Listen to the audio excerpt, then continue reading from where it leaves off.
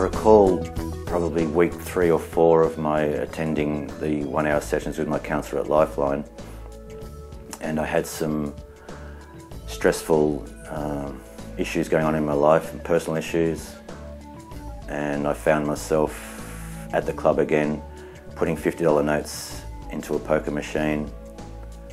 A relapse certainly doesn't mean that the counselling hasn't worked, and it certainly doesn't mean the process of stopping or controlling gambling has failed. It means just simply that there's been a relapse. Most processes of change aren't linear, and it's really important for us to recognise that and to be okay with that.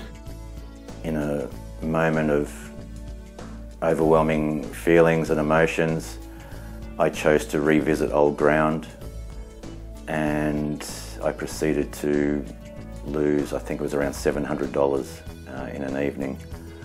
I don't see relapse or lapsing as a huge problem. It might cause you some financial problems, but it is also an opportunity to learn more about yourself. The best that I could do is basically attend the next appointment, share my experience, share my truth, and allow my counsellor to explore all the possible contributing factors and triggers that led me to that decision.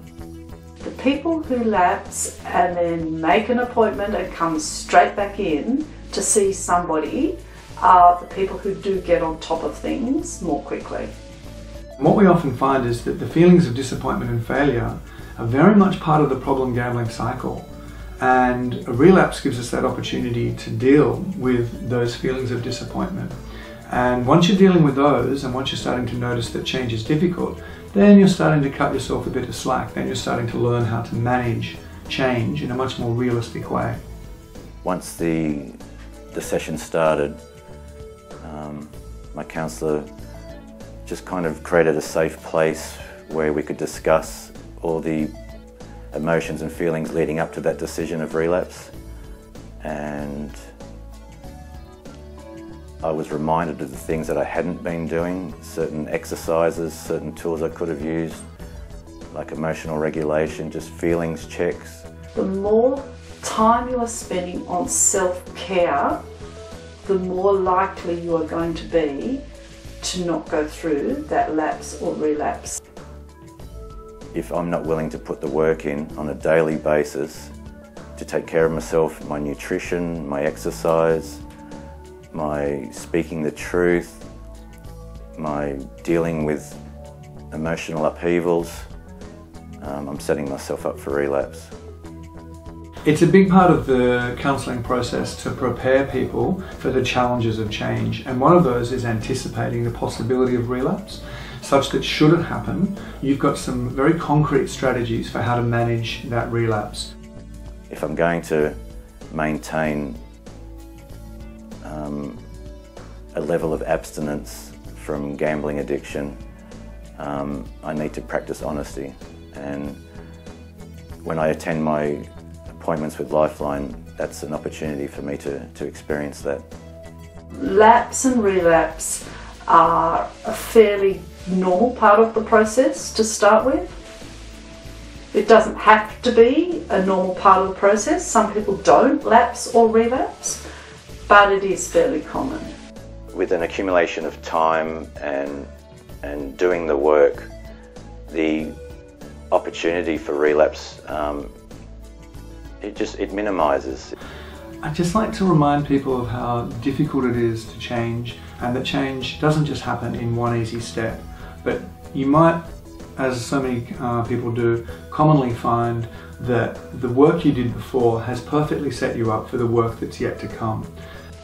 Part of the counselling process is to develop an awareness around risky situations.